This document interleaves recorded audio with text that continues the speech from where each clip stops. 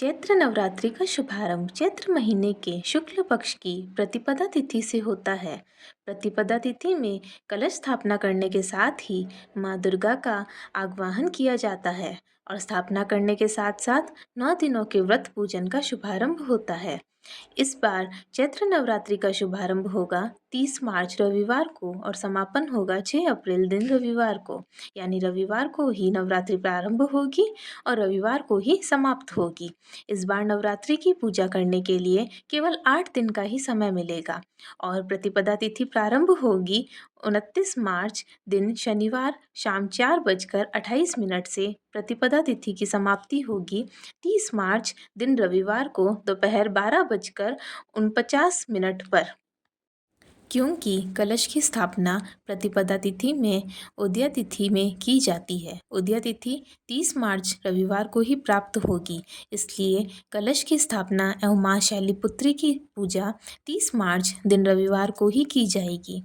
कलश स्थापना का सुबह का पहला मुहूर्त रहेगा सुबह के 6:13 से 10:22 तक और इसके अलावा दूसरा शुभ मुहूर्त अभिजीत मुहूर्त दोपहर 12:01 से 12:50 तक रहेगा। इस दिन इंद्र योग एवं रेवती नक्षत्र का योग भी बन रहा है। चैत्र नवरात्रि के पहले दिन सर्वार्थ सिद्धि योग शाम को 4:35 से अगले दिन सुबह 6:12 तक रहेगा। इस योग में आप जो भी कार्य करेंगे वो सफल सिद्ध होंगे। ये बहुत ही शुभ योग माना जाता है। नवरात्रि के पहले दिन कलश स्थापना के साथ माँ शैलीपुत्री की पूजा की जाती है। दूसरे दिन इस बार माँ ब्रह्मचारिणी और माँ चंद्रघंटा की पूजा की जाएगी।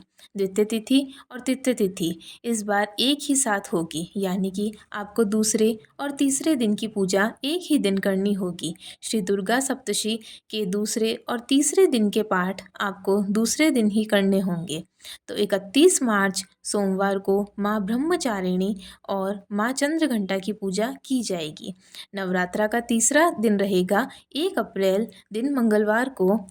इस दिन माँ कुष्मांडा की पूजा की जाएगी। चैत्र नवरात्रि का चौथा दिन रहेगा 2 अप्रैल दिन बुधवार को। इस दिन माँ स्कंद माता की पूजा की जाएगी। नवरात्रि का 5वां दिन रहेगा 3 अप्रैल गुरुवार को। इस दिन माँ कात्यायनी की पूजा की जाएगी। नवरात्रि का छठा दिन रहेगा 4 अप्रैल दिन शुक्रवार को। इस दिन महासप्तमी रहेगी और माँ काली रात्रि की पूजा की जाएगी। 7वां दिन रहेगा 5 अप्रैल दिन शनिवार को। इस दिन दुर्गाष्टमी रहेगी और माँ महागौरी की पूजा की जाएगी और कन्या पूजन भी किया जाएगा।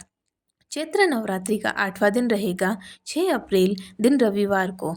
इस दिन महानवमी की पूजा और कन्या पूजन किया जाएगा और चैत्र नवरात्रि व्रत का समापन इस दिन 7 अप्रैल दिन सोमवार को, जिस दिन नवरात्रि व्रत का प्रारंभ और कलश विसर्जन किया जाएगा। इस बार दुर्गाष्टमी यानी अष्टमी तिथि 5 अप्रैल दिन शनिवार को और रामनवमी यानी नवमी तिथि 6 अप्रैल दिन रविवार को रहेगी।